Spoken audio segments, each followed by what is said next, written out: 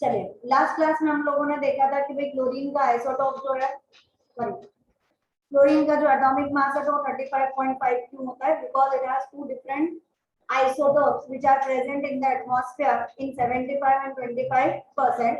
अपन ने आंसर निकाला था। उसके बाद एक और क्वेश्चन किया था जिसमें अपन लोगों ने ब्रोमीन का एटॉमिक मास देखा था। अब अपन अपना टेक्स्ट बुक का क्वेश्चन ले रहे हैं। Question number 1,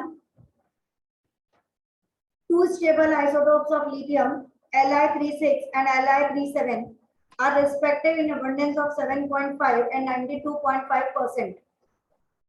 These have atomic mass इतना एंड इतना। मैंने आपको बोला था वो 9th स्टैंडर्ड के लायक था, इसलिए डेसिमल नहीं थे। अभी वाले में प्रॉपर डेसिमल्स हैं। Find the atomic mass of lithium. इतना करिए पहले।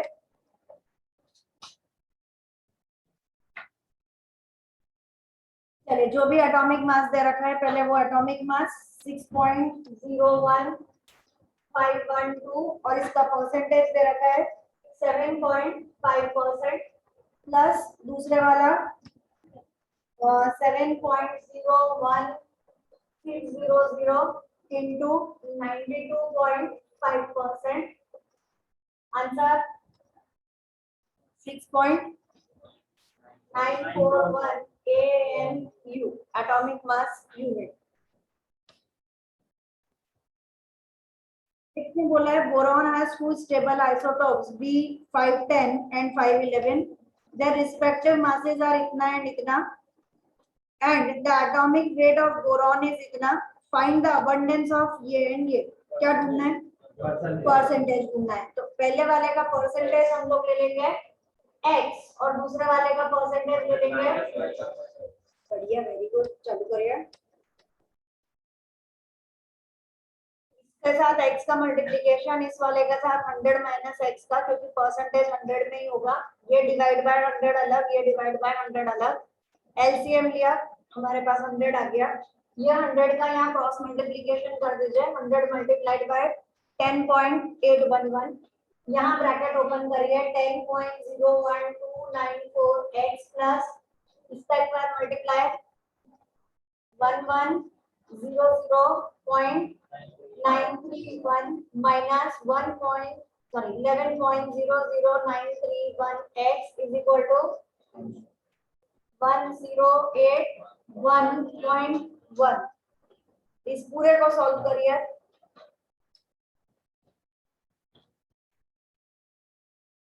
we'll get x is equal to 19.90 और उसको 100 में से माइनस कर दो, दूसरे वाले आइसोटोप का आंसर आ जाएगा। लिखिए radio activity. Heading is radio activity. Natural radioactivity was discovered by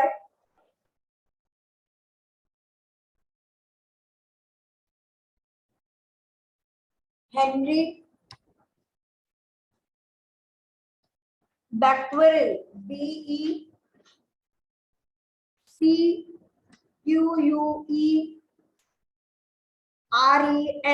Becquerel in 1896।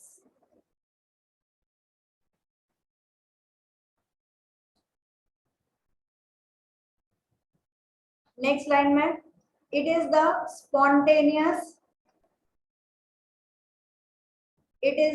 spontaneous transformation of an element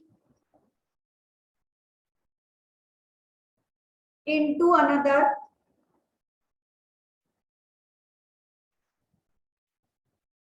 with the emission of some particle or electromagnetic radiation by some particle or electromagnetic radiation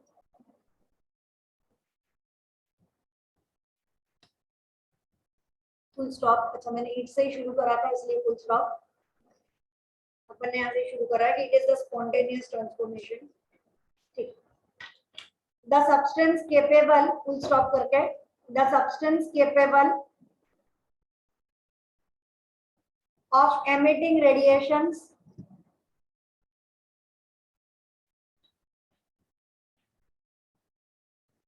are called as radioactive substances.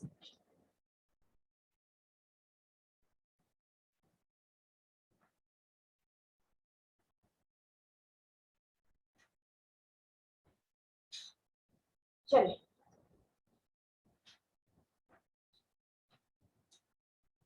Radio active substances जैसे हम लोग normally use करते हैं कि भाई हम लोग बोलेंगे सीजियम के बाद फ्रॉन्शियम, तो it is a radioactive substance. Uranium, plutonium, thorium, they are also radioactive substance. Radioactivity का मतलब जो अपना टॉपिक है न्यूक्लियर रिएक्शन, उस हिसाब से डिसइंटीग्रेशन ऑफ द एलिमेंट.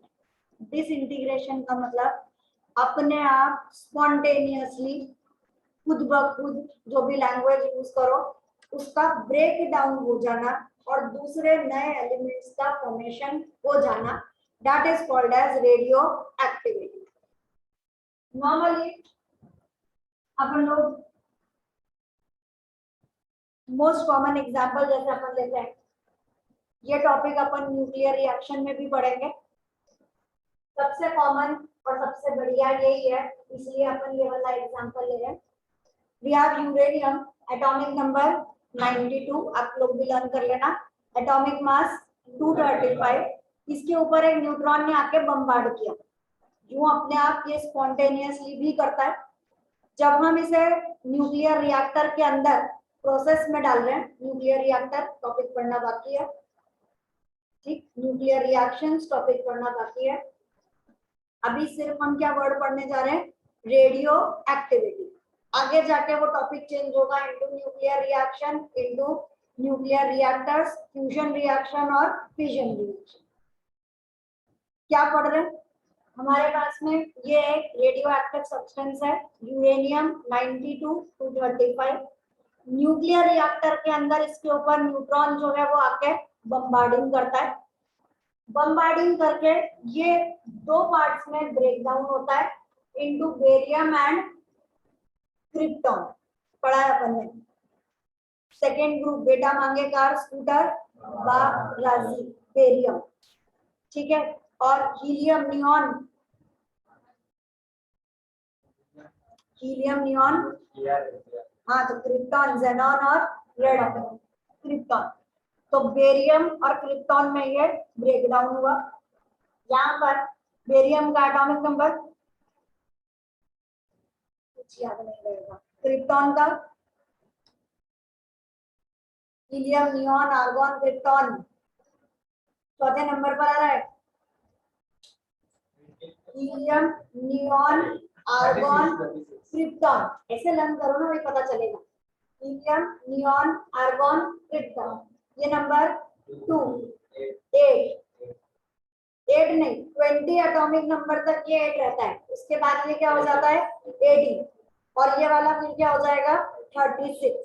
तो ये जो क्रिप्टॉन है हीलियम नियॉन आर्गॉन क्रिप्टॉन, तो क्रिप्टॉन का एटॉमिक नंबर क्या आ गया 36. वैसे तो आपको लर्न करना पड़ेगा एटॉमिक मास तो, बट फिर भी. तो हीलियम हो गया, ये सॉरी क्रिप्टॉन हो गया. अब बेरियम,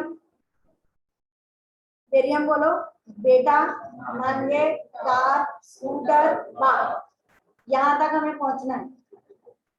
कितना वापस चेक करो, जल्दबाजी में आंसर ना दो. हाँ, इट इज 56. कैसे आया, पहले वाला नंबर कौन सा बेटा, बेटा कौन से नंबर पर है, बेटा कौन से नंबर पर है 4 नंबर पर. पहले हाइड्रोजन, फिर हीलियम, फिर लीना की रब से फरियाद वाला लिथियम का नंबर 3, बेटा मांगे कार वाला नंबर 4.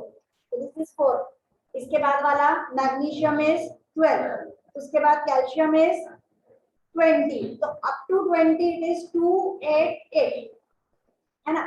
तो ये जो नंबर 4 था इसमें 8 ऐड करिए 12 हो जाएगा. इसमें 8 ऐड करिए 20 हो जाएगा. उसके बाद में 18 ऐड करिए 38 और उसके बाद में और ऐड करिए, यू विल गेट 56।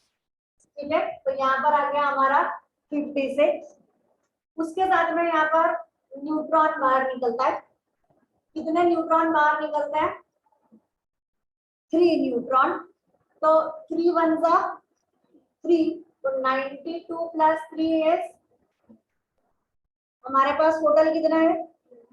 ऊपर देखिए कितना है, 235 प्लस 1 236 में हमारे पास अभी कैलकुलेशन कितने का आ गया? 95 का आ गया। कितना बचा? 141। तो 56 के ऊपर यहाँ पर क्या आएगा? 141। तो कुछ चीजें आपको ये वाला तो खैर लर्न करना ही है, यूरेनियम वाले का तो अपन लोग मान के चलते हैं कि हमें आना ही चाहिए, लेकिन कैसे? यूरेनियम 92 235 न्यूट्रॉन हमने एक बम्बार्ड करवाया, उससे ये ब्रेक डाउन हुआ इनटू बेरियम एंड क्रिप्टॉन। 56 141 36 92 और 3 न्यूट्रॉन्स आर रिलीज। आप ऊपर का ऐड करोगे तो ऊपर वाला नंबर आएगा, नीचे का नंबर ऐड करिए तो 6 और 6 12, 6 और 3 9, यू विल गेट 92। तो एग्जैक्टली आपका ये जो पार्ट है ये सेम आएगा ही आएगा। वापिस चलते हैं। What is radio activity? The spontaneous transformation of an element. क्या हुआ? स्पॉन्टेनियस, अपने आप transformation of one element into another with the emission of some particles or electromagnetic radiation। या तो यहाँ से कोई पार्टिकल निकल रहा है, alpha particle, beta particle, neutron, या फिर इसमें से कोई गामा रेडिएशन यानी इलेक्ट्रोमैग्नेटिक वेव्स जो है वो बाहर निकल रही है।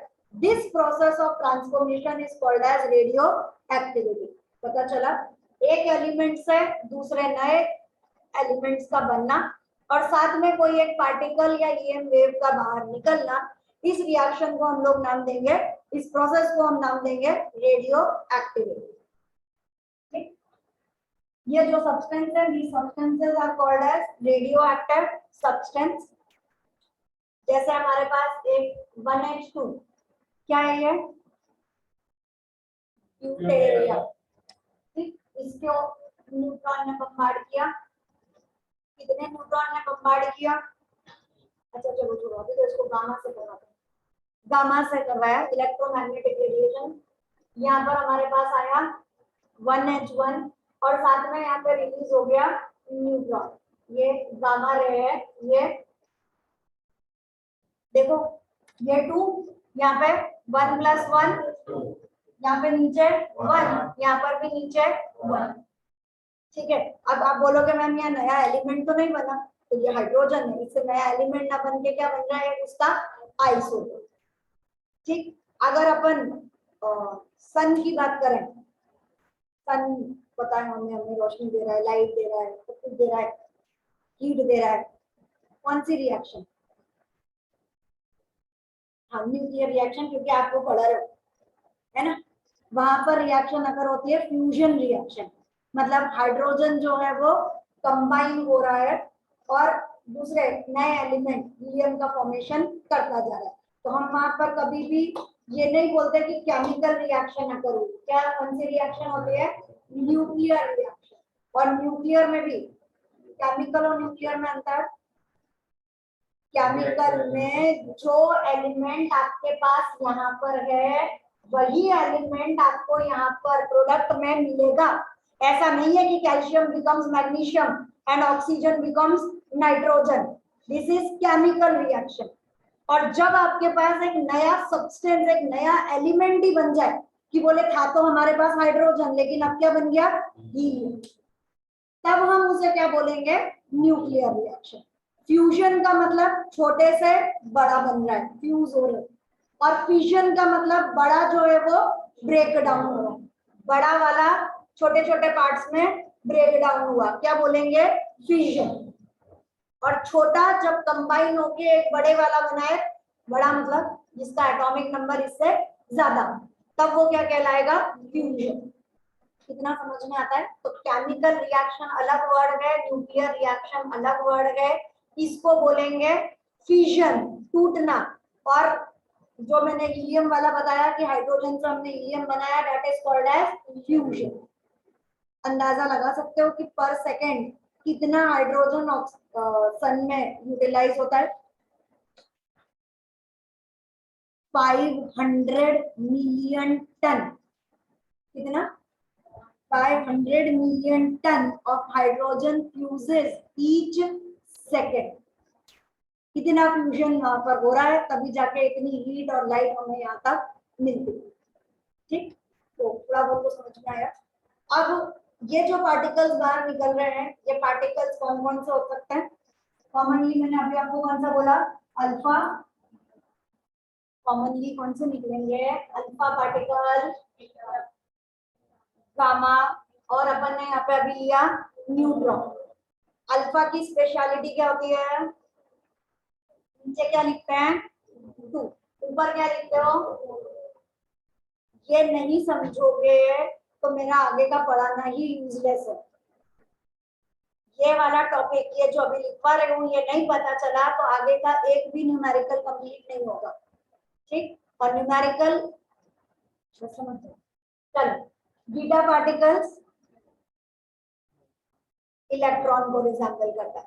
ठीक है, गामा इलेक्ट्रोमैग्नेटिक रेडिएशन को, और न्यूट्रॉन अपन इतनी देर से लिखते ही आ रहे हैं 0 और 1। Beta is -1। ठीक, अभी जब मैंने आपको बोला कि हमारे पास में यहाँ पर जस्ट एक एग्जांपल है, यहाँ पर यहाँ पे कोई एक एलिमेंट है जिसका नाम है x। ये जस्ट मैं एक एग्जांपल के फॉर्म में ले रही हूँ, ऐसा है नहीं है वो सब नहीं। यहाँ पर मैंने लिया 20 और यहाँ पर लिया 40। ठीक, अब इसमें से अपन ने एक अल्फा पार्टिकल को कम कर दिया। क्या करा?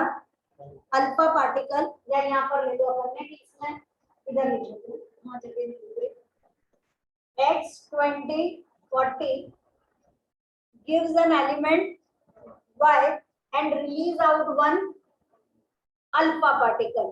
अब मुझे इस y का एटॉमिक नंबर और एटॉमिक मास बताना है। अरे वाह, आप लोग तो समझ गए। अल्फा पार्टिकल 2 और 4, तो ये 20 और ये वाला 2, तो रिएक्टेंट में यहाँ पर मेरे पास 20 था, यहाँ पर 2 है, कितना बचा?